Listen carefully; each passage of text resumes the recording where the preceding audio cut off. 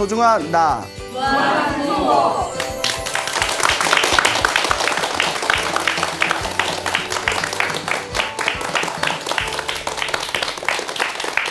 예, 만나서 반갑습니다.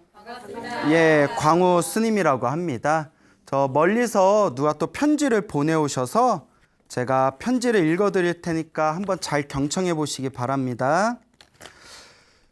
인생의 소중한 변화를 이끌어 주신 광우 스님께 불교에 대해 무지하고 어떻게 수행해야 하는지 조금도 몰랐던 제가 광우 스님의 소나무 법문을 들으며 제 인생의 가장 큰 변화를 만들었던 1년을 보냈습니다. 작년 2월에 108배를 시작해서 1년 넘게 매일 하고 있고 신묘장구 대다라니 21독 수행도 올 4월이면 1년이 됩니다. 올해 1월부터는 능엄주를 하루에 3번 독송을 추가해서 같이 병행하고 있습니다. 밤늦게 퇴근하는 저에게 쉬운 일은 아니었지만 매일 기도를 하며 많은 것들을 느꼈습니다. 108배를 하던 초기에는 눈물이 많이 났습니다. 잊고 있었던 어릴 때의 잘못들도 떠올랐고요. 그렇게 제 마음이 정화되고 저를 괴롭혔던 사람들에 대한 원망이나 미움도 많이 내려놓게 되었습니다. 손발에 열이 가득하고 항상 아이스 커피를 마시며 얼음을 씹어도 가라앉지 않던 저의 속 뜨거움이 많이 해소되었습니다. 화병 있으신 분들에게 108배는 정말 따봉입니다. 적극 추천합니다. 처음에는 108배를 하는 것도 힘들어서 100일만 채우려고 했는데 100일째 되는 날 어머니의 3차 신경통 얼굴 통증이 재발되었습니다. 그래서 어머니를 위해 108배 기도를 계속 이어나갔습니다. 102일째 되는 날 어머니의 통증이 사라졌습니다. 103일째는 제 동생이 집에 들어와 푹 주저앉았는데 검은 양복에 고주망태된 남자 3명이 동생의 품에서 떨어져 나오는 꿈도 꾸었습니다. 귀신을 때려잡는 꿈도 꿨어요. 108배와 신묘장구 대다라니 21독 기도를 하다가 소나무에서 능엄주 법문을 듣고 마음이 이끌려 능엄주 기도를 시작하게 되었습니다. 작년에 기도를 하면서 어머니께도 신묘장구 대다라니를 권해서 기도를 함께 시작했습니다. 지금은 능엄주 기도를 저와 함께 실천하고 있습니다. 어머니와 제가 기도를 함께 시작하면서 다음과 같은 변화가 생겼습니다. 첫째, 꿈을 자주 꿉니다. 안 좋은 일이 생기려면 그 전에 안 좋은 꿈을 꿉니다. 둘째, 동생의 사업이 잘 풀리기 시작했습니다. 물론 중간중간 어려움도 있었지만 분명 기도를 하면서 어려운 일들이 가볍게 잘 넘어간다는 확신이 들었습니다. 셋째, 10년간 암흑 속에 있던 저의 사업도 잘 풀려나갈 기미가 보이고 있습니다. 넷째, 평소에 제가 인복이 없다고 생각했는데 직원들이 나가고 들어올 때마다 더 좋은 분들과 인연을 맺어지고 있습니다. 아직도 더 닦아야 하고 수행에 갈 길이 멀지만 게을러지고 중간에 고비가 올 때마다 광우 스님의 법문을 들으며 중심을 잘 잡고 있습니다. BTN 앱을 통해서 소나무를 언제 어디서나 들을 수 있어서 정말 행복합니다. 보시와 공양의 깨우침을 주셔서 정말 감사합니다. 광우 스님 항상 건강하시고 지금같이 늘 빛나는 모습으로 소나무 70년 더 부탁드립니다. 70년은 무리겠죠? 예. 감사합니다. 평택에서 김아묵의 올림.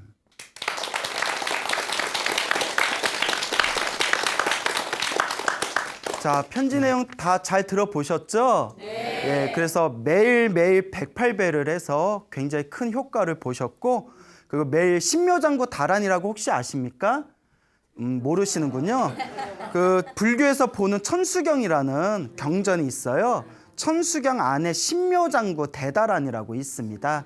그래서 편지에서 신묘장구 대다란이를 매일매일 21독을 하고, 그리고 매일매일 108배를 하고, 또 소나무에서 능엄주 법문을 했는데 그 능엄주 법문을 들으시고 또 어머니와 함께 능엄주를 함께 독송하였다. 그리고 굉장히 큰 가피를 얻었다라는 내용이 되겠습니다. 그래서 제가 저희 불자 여러분들에게 항상 강조하는 게 있습니다.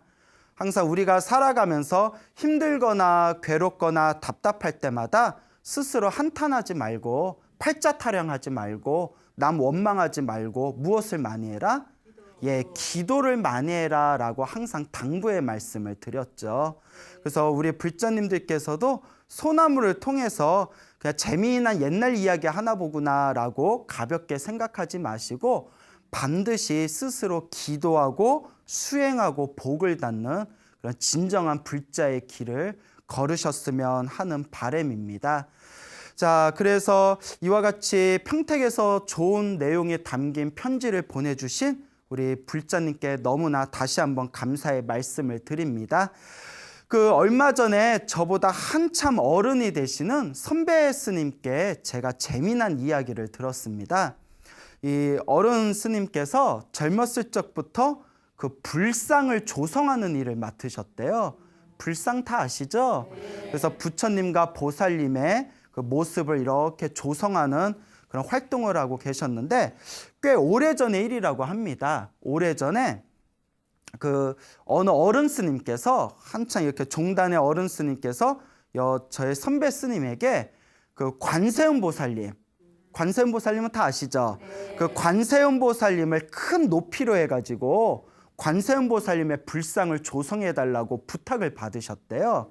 그래서 이제 굉장히 높은 그런 높이가 이제 큰 관세음 보살님을 이제 조성을 하게 되었는데 어디 지방에 있는 그 조그만 빌딩의 넓은 옥상에서 불상을 조성하게 되었다고 합니다.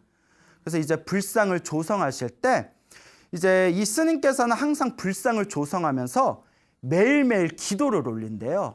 항상 매일매일 부처님께 이제 기도를 올리는데 기도를 올리시면서 이 불상을 조성할 때 관세음 보살님을 조성할 때 아무런 마장 없이 아무런 어려움 없이 이 관세음 보살님 불상이 잘 조성되게 해주십시오라고 간절하게 기도를 올리면서 매일매일 이제 기도 올리고 수행하는 마음으로 관세음 보살상을 조성을 하고 있었는데 이제 다 조성을 어느 정도 마치고 그 점안식이라고 해서 불상을 조성하면 이제 그 눈에다가 점을 찍는 점안식이라는 게 있거든요. 그러니까 이제 생명을 불어넣어 주는 거예요. 생명을 불어넣어 주는 이제 점안식이라는 그런 큰 의식과 의례가 있는데 점안식까지 이제 일주일을 남겨놨다고 합니다. 그 점안식까지 불상을 다 만들어 놓고 사찰에다가 이제 그 불상을 옮겨서 점안식을 이제 올려야 되는 거죠. 그래서 이제 일주일을 딱 남겨놓고 있을 때 그걸 시간 안에 관세음보살상을 조성하다 보니까 매일매일 수면이 좀 부족하셨대요. 항상 이제 그 돌로 깎는 거다 보니까 피곤하시고 졸리시고 이제 몸에 많이 이제 무리가 오신 상태에서 그날도 한결같이 이제 관세음보살님 앞에서 저렇게 기도를 올렸다고 합니다. 이 관세음보살상이 잘 이제 조성이 되게 해주십시오라고 간절하고 정성스럽게 기도를 올리고 난 뒤에 깜빡 졸음이 오셨대요. 그래서 이제 자기도 모르게 이렇게 살짝 꾸벅꾸벅 졸았는데 너무 피곤하다 보니까요. 살짝 이제 졸음이 와서 꾸벅꾸벅 이제 졸고 계실 때 비몽사몽에 어느 비구니 스님이 이렇게 나타나셨대요. 그래서 비구니 스님이 하얀 광목 아시죠?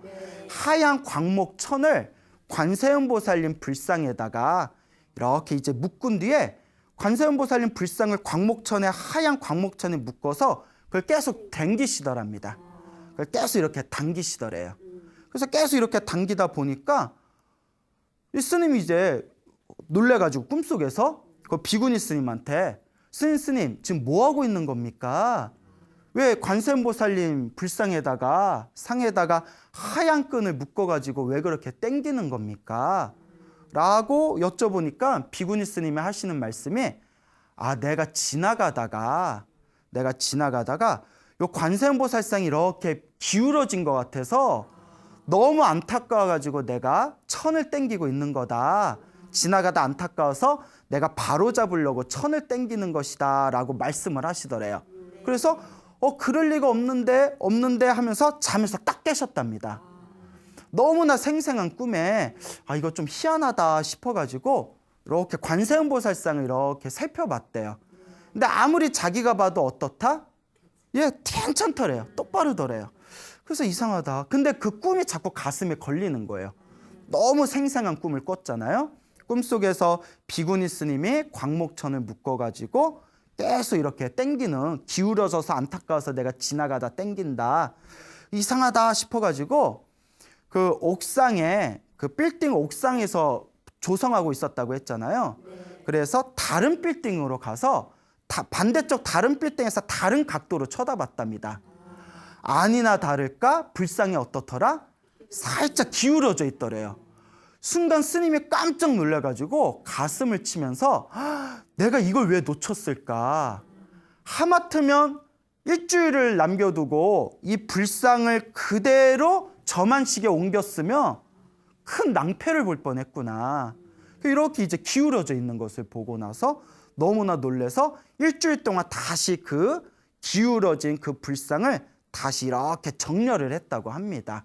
그래서 이 이야기를 저한테 해주시면서 그때 만약에 지나가는 비구니 스님이 광목천을 이렇게 불상에 묶어가지고 당기는 꿈을 꾸지 않았더라면 내가 하마터면 크게 그 나를 믿고 맡겨주신 스님에게 크게 실수를 할 뻔했다 하시면서 아무리 생각해도 내가 이 불상을 조성하면서 간절하게 기도를 해서 불보살님이 도와주신 것 같다라는 그런 말씀을 저한테 직접 해주셨습니다.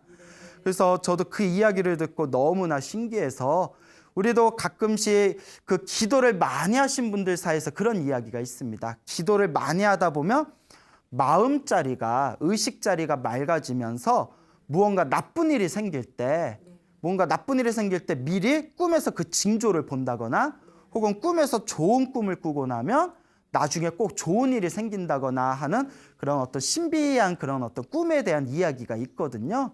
그래서 정말 이런 이야기들을 들을 때마다 인간의 어떤 정신세계는 정말 신비롭고 무한하구나라는 생각이 들었습니다. 그렇다고 제가 항상 강조하는 거지만 그렇다고 너무 꿈에 집착하면 될까요? 안 될까요? 안 됩니다. 기도를 많이 하신 분들 중에 특징 중에 하나가 기도를 하면서 굉장히 꿈에 집착하시는 분들이 많거든요. 물론 기도를 많이 하고 의식이 맑아지고 마음이 맑아지다 보면 꿈에서 그런 형상들을 보는 거는 어떻게 보면 당연할 수도 있는 일이지만 그렇다고 꿈에 너무 집착하면 절대 옳지 못합니다. 그래서 우리도 금강경에 보면 내가 만들어낸 모든 형상에 대해서 집착하지 말아라 라는 가르침이 항상 나오거든요. 그래서 기도를 열심히 하고 기도를 많이 해서 그런 어떤 특별한 꿈들을 꾸셔서 가피를 받은 불자분들이 굉장히 많으신데 그거는 당연한 현상이지만 그렇다고 해서 너무 꿈에 집착을 하게 되면 오히려 내 마음자리가 혼탁해질 수가 있습니다. 그래서 제가 흔히 하는 얘기가 기도를 열심히 해놓고 너무 꿈이라든가 징조에 너무 집착을 하게 되면 그는 불자가 아니라 무속인이 된다. 꿈에 너무 집착하면 무속인이 되니까 기도하면서 좋은 꿈을 꾸면 좋은 꿈을 꾼 대로 어떻게 하고 그냥 놓아버리고 나쁜 꿈을 꾸면 나쁜 꿈을 꾼 대로 어떻게 해라? 그냥 놓아버려라. 어떤 꿈을 꾸든 어떤 징조를 만나든 집착하지 않는 게 불교의 중요한 가르침이다라고 제가 항상 신신당부를 드립니다. 그러니까 여러분들께서도 기도를 하시면서 이 방송을 보고 계시는 우리 불자님들도 항상 수행하고 정진하고 기도하실 때 좋은 꿈을 꾸든 나쁜 꿈을 꾸든 절대 집착하지 않고 현혹되지 않는 마음을 반드시 갖춰라 라고 제가 신신당부 드리고 싶습니다.